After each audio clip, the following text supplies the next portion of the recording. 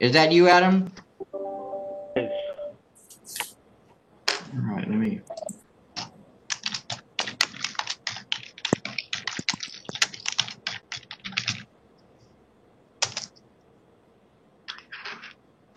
All right, then. Good afternoon, everyone. Today is October 23rd, 2020. This is a special meeting of the members of the State Liquor Authority.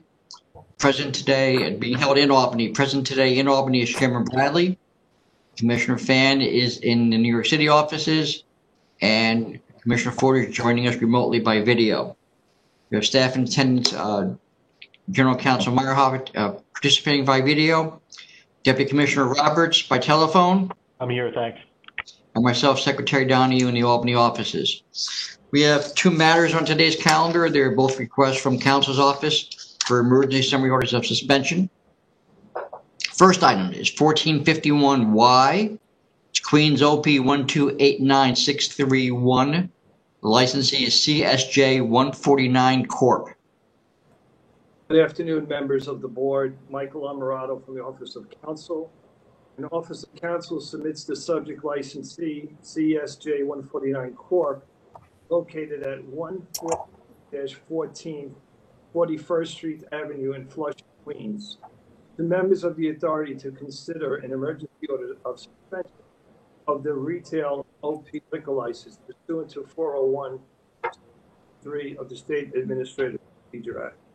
Before I begin, I would just like to point out that this premises is located in a yellow zone. And we know that because we checked two sites that are available to the public and to the licensees free of charge. COVID hotspot lookup at health.ny.gov and also nycgov.map.argus.com. Now, CSJ 149 Corp. was issued an OP license on December 11, 2015 to operate as a bar, tavern, karaoke bar with recorded karaoke music. There is one principal, and that's Jang Woo Kim. And Jang Woo Kim indicated on their application that they were going to self-manage. The establishment is located in a mixed-use area, and the maximum occupancy is 44 patrons. On October 22nd at 12:01 a.m., the task force arrived and they observed that the front door had tint on the window pane, obstructing visibility into the business was operating, the door was open, the lights were on, and employees were standing behind the bar. There were 8 patrons seated behind the bar. The table to the right was less than 6 feet away from the patrons that were sitting there. There was a group of 10 patrons, with only 4 per table in the yellow zone, seated in a back karaoke room. The lights were off and music was playing. The manager, Ms. Parks, ran to the room and yelled out to them to come out, to come out. Room, they served these patrons, and they were smoking inside as well. There was also 3 bartenders who observed not wearing a face covering behind the bar, and 1 kitchen worker was not wearing a covering properly, leaving their nose exposed. The 3 persons behind the bar, not one of them wanted to accept responsibility for the charge. So the police issued Ms. Park a summons stating to make his executive order, COVID-19, under NYC Administrative Code 3-10. In connection with the visit on that station, the licensee charged with executive order violation, executive order 202.68, 202.41, 202.16, failure to comply with the mayor's executive order, failure to submit. On October 20th at 1:25 a.m.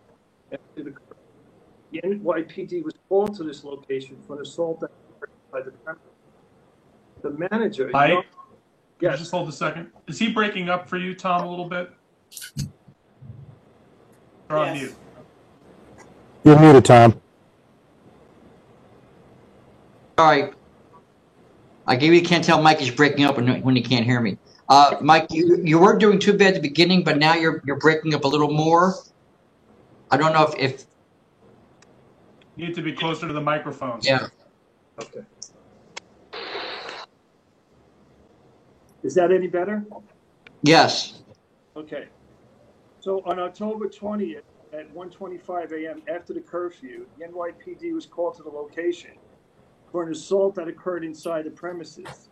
The manager, Young Chang, was arrested and charged with assault 1 with intent to cause injury.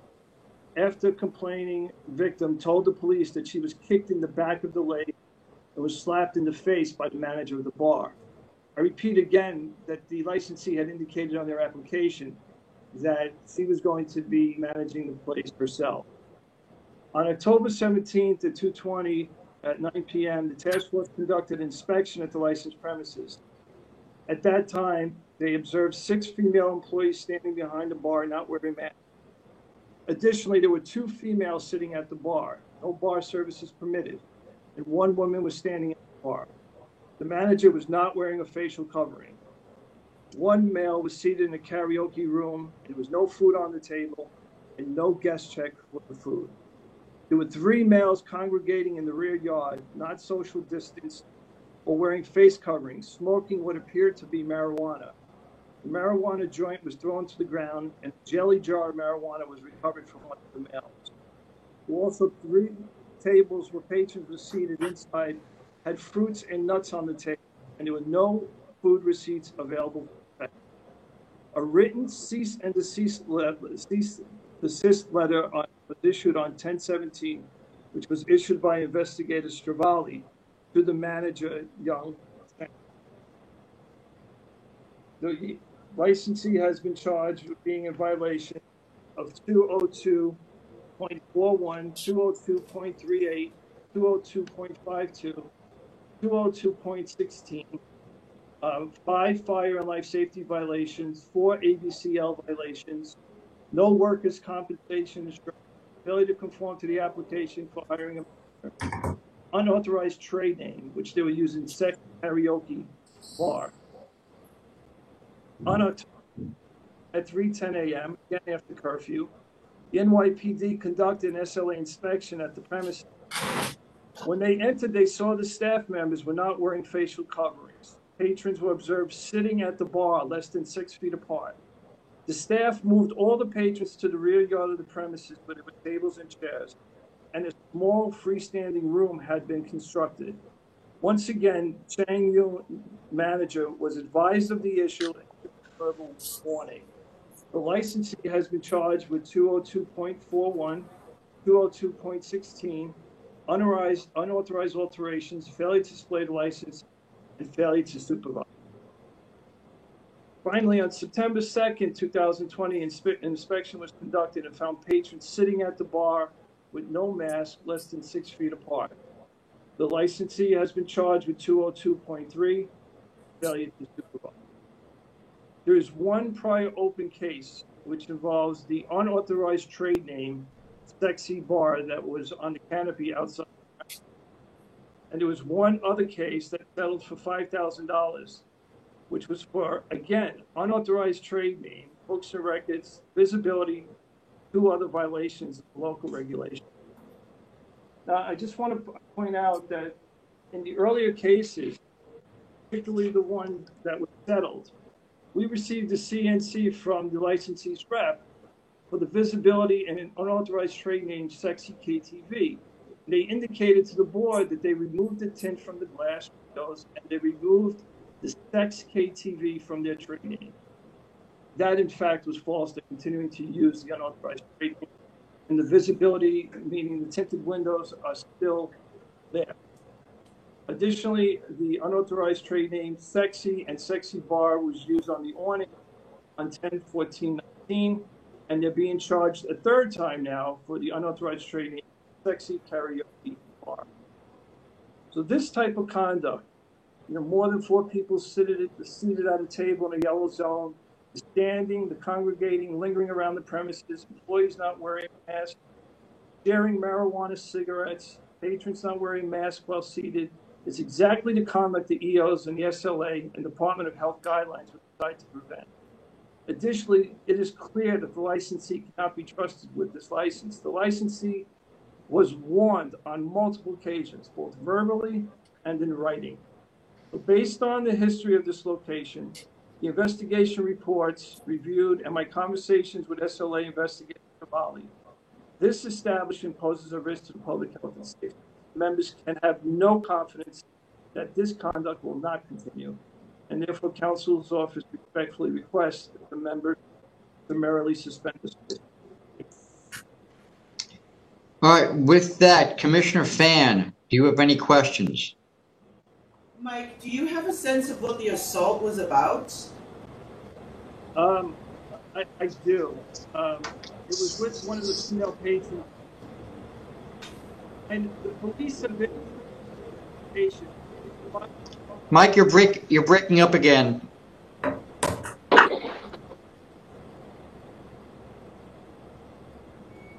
that any better? Yes, thank you. My understanding, Commissioner, it was a fight between the manager and a patron. The police have been at this location at least 5 times since July of this year, mostly for intoxicated and refused to pay their bill. So based on the history here with these types of experiences with the we surmise that it was along the same lines. Okay, thanks. Commissioner Ford, do you have any questions? Yes, when you were telling us when they were licensed, you broke up there for a bit. I heard you say December, but what year? 2015, Commissioner. All right. And the only adverse history, well, it's repetition really, unauthorized trade name, books, records, visibility, and you say they were assessed a $5,000 fine for that? That is correct. There was one prior case that was adjudicated. They paid $5,000, and there's one open case now that was scheduled for a hearing in March, but because of COVID, we had to adjourn. And that too was for an unauthorized trade name, sex bar. Okay. Thank you. I don't have any more questions. Chairman Bradley, do you have any questions? I have no questions. All right, with that, I'm going to call for the vote of the full board. First, Commissioner Fan. Based on the evidence presented by Counsel Morado, it's clear that this licensee is blatantly ignoring the governor's executive order surrounding COVID-19 and have allowed her licensed premise to become an imminent threat to public health, safety, and welfare. I therefore vote to summarily suspend this license. All right, then, Commissioner Ford, your vote, please. Based on the evidence presented by counsel, I vote to summarily suspend this licensee. And Chairman Bradley. Based on the presentation by counsel, I vote to summarily suspend. It's clear that this licensee has become a risk to the public health, safety, and welfare. All right, then, the next item I have is 1451Z. It's Queens OP 1304858. Licensee is Grand Slam KTV LLC. Good afternoon, members. Margarita Marsico on behalf of counsel's office, requesting that the members issue an emergency order of summary suspension as to Grand Slam Karaoke, which operates in Flushing, Queens on Fowler Avenue in the 109 precinct. Essentially, what this case boils down to, among other things that I'll discuss in more detail, is that the manager, the person who was supposed to be supervising this premise, was basically serving a smorgasbord of controlled substances to 5 patrons inside a closed karaoke room while not wearing masks as they were doing the drugs. It was cocaine, ketamine, crystal meth, and marijuana. And in addition to that, there were a host of fire life safety violations.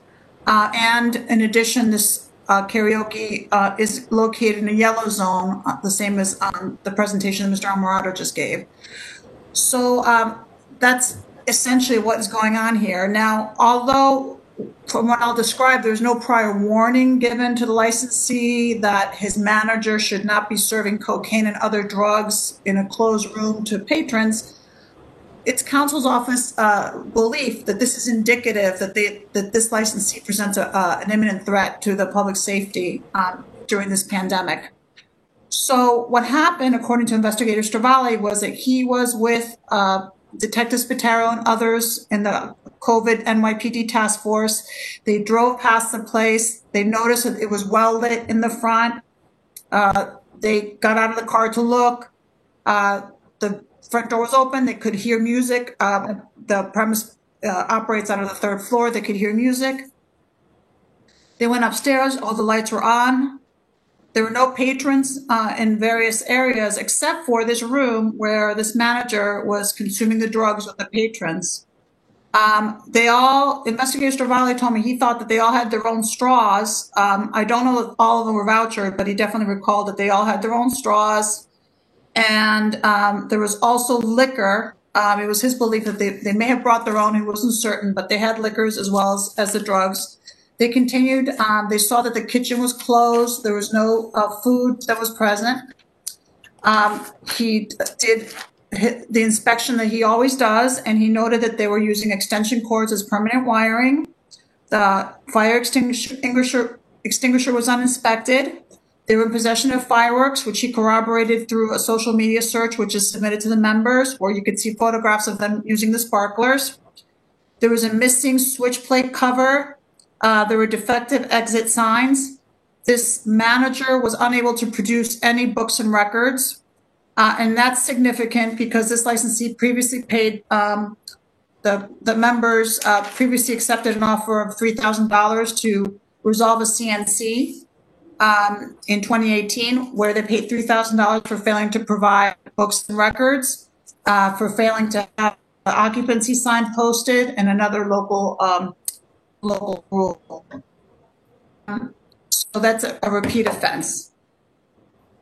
So, in terms of COVID, they're being charged with 202.16 since no one was wearing a mask, 202.68 because there were more than 4 people not eating or drinking, but more than 4 people consuming drugs together at a table. So that would be a violation as well, 202.68. And a failure to supervise. I would also note that this owner also, like Mr. Amarado's case, said he was going to be personally supervising the premise. The owner, it's one owner, his name is Dan Chen, and he was not present.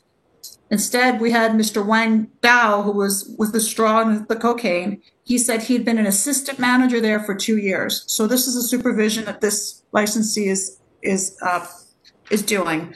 This place should have been closed as of 11 because indoor dining, indoor service, as you, of course, should not have been going on after 11. So for all these reasons, we're requesting that you issue an order of summary suspension. I believe it's actually 12. I'm sorry, Gary. You're right. I apologize. All right, with that, Commissioner Wait, Fan. just to clarify that, was that they were operating past the 12 or they were operating and we had the wrong curfew? I missed, Chairman. I should have said 12 a.m. So they were operating past 12 a.m.? Yes. Okay. It was 1 a.m. when we did the inspection, Chairman. Okay. Go ahead, Tom. I'm sorry. With that, Commissioner Fan, do you have any questions? No, I have no questions. Thank you, Marguerite. Commissioner Ford, do you have any questions? So you're muted, Commissioner Ford. Thanks for reminding me. Just one question, Margarita. Did you say when they were licensed? No, I did not. They were licensed in November of 2017.